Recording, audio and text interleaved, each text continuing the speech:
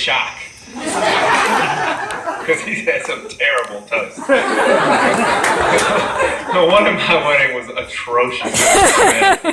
I'm going to keep this under 10 minutes. And I appreciate you guys letting me be here. This is a really special place. Raleigh is my favorite city. And this neighborhood, more locally, is my favorite place in the whole world. Woody grew up 200 yards that way. I grew up like maybe 250 that way. And Ellie was 10 that way. And the Bolton, right there. I've had way too much to drink. And the Boltons and the Hendersons and the Gibbonses and the Rogesters. This was the best place you could ever grow up as a little kid. We used to play all around here, Dogwood, Nelson Court, and Delwood. It was wonderful. And then even more locally, if you're like zooming in on your Google Map thing, this house is very special.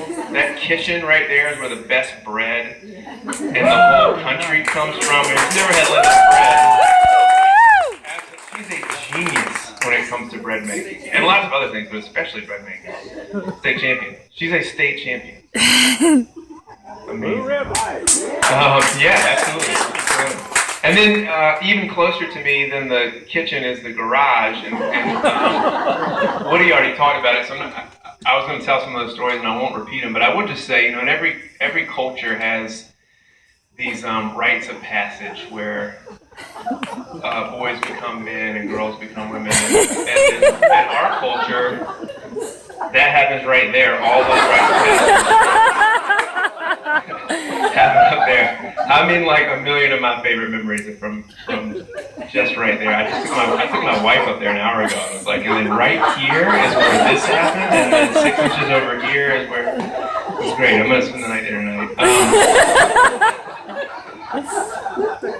I saw Ed Hall last weekend in Linville, North Carolina at Sterling Thomas's wedding. He got married to Leela White, who's from Raleigh. Some of you here know Sterling and Leela. And I saw Ed, who's one of our dearest friends, and I was like, man, it's so good to see you here. Am I going to see you again at Les's wedding next weekend? And he was like, no. I was like, Ed lives in San Francisco. I was like, well, I get it. It's too expensive to fly across the country twice in like 8 days. And he goes, no. I'd never go to that son of a bitch's wedding after what he did to me. Les sold him out so hard. It was unreal. Oh, man. So, Ed's not here. And Ed would, if Ed lived down the street, Ed wouldn't be.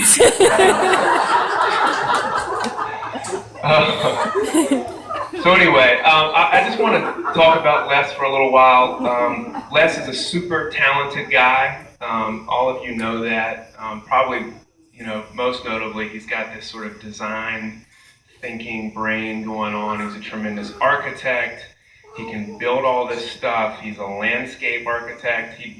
As Woody mentioned, his fake IDs were insane. They were perfect. He can make anything.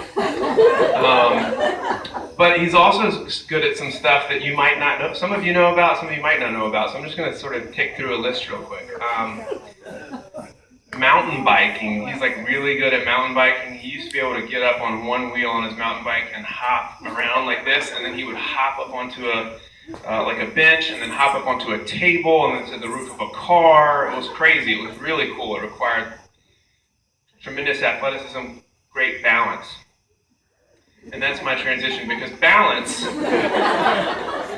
I don't know a lot about this, but bonsai trees. I don't know a lot about bonsai trees, but I have seen Karate Kid. And Johnny from Karate Kid is here. His real name's Jay.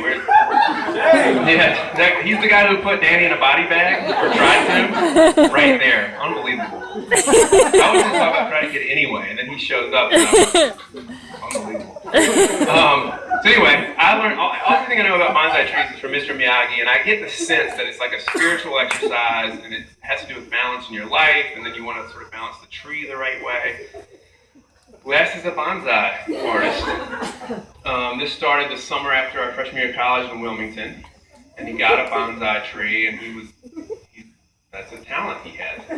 Before Les was a bonsai artist, Les was a bonsai thief, because he stole that thing right off of some nursery's front doorstep. They were like posters up of this little bonsai tree all over Wilmington, like, wanted, very special bonsai tree, needs water and good treatment, and it died in Les's room.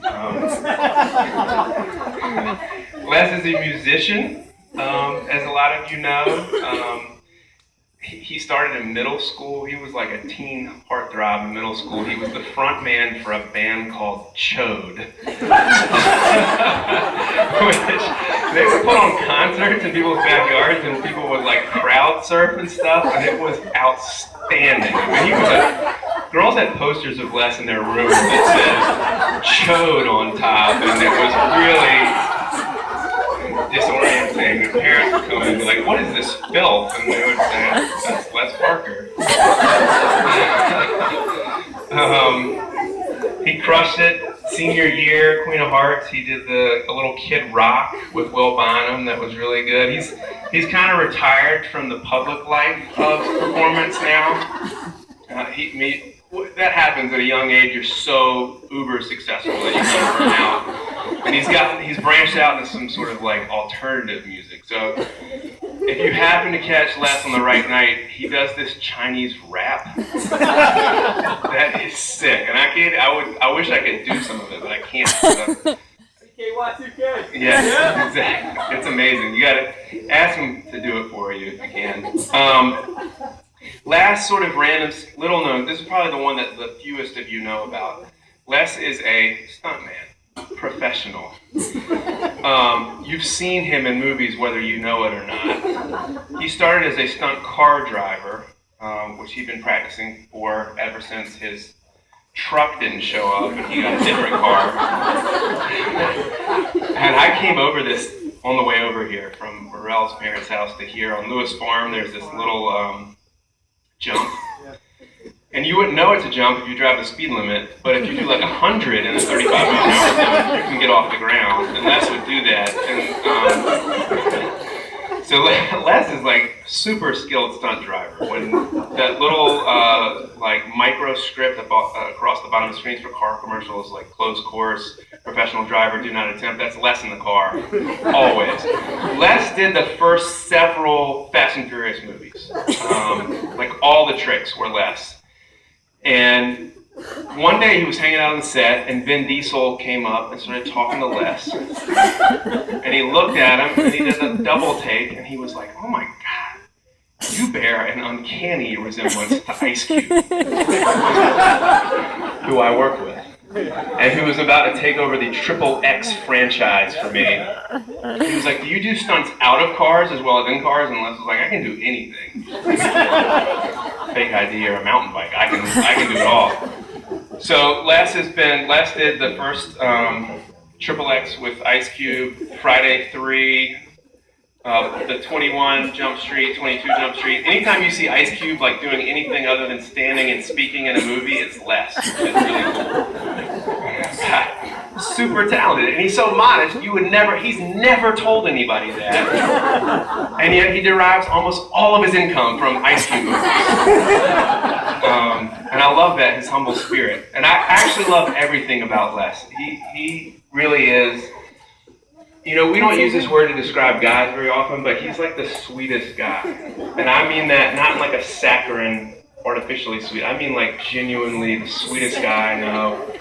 He's not just nice, he's nice in like a always smiling, always laughing, always chuckling, always there for you kind of way. He's the sweetest guy I know, and that's like the highest compliment I could possibly pay you. I love how sweet you are and how you make everybody feel. He's at everything. He comes to every wedding, every bachelor party. He came skiing in Western Maryland. I invited people from North Carolina knowing that no one would come, and Les showed up. It's awesome. I mean, he's amazing. He's just there. Triana is even sweeter, which is hard to imagine. This is kind of so the Karate Kid, Johnny from Karate Kid's here. I was shocked when I found out that Triana's last name was Haskins. I always assumed it was Fromer. Abe Fromer, if you're So familiar with Ferris Bueller's Day So Off, you obscure. may know that Abe Fromer is the Chicago King of Sausage. No, wait, that didn't make sense. The Sausage King of Chicago. The Abe Fromer, Sausage King of Chicago, I always assumed that was your dad or your uncle or somebody. Because the first time I met Triana, she had like 80 pounds of sausage in the trunk. And she's so generous with it, and there's all different kinds, and I was always like, wow, I'm Abe Fromer, Sausage King of Chicago's niece. I appreciate all the sausage. It's wonderful. I look forward to lots of sausage in the future because you're a part of the Fromer family.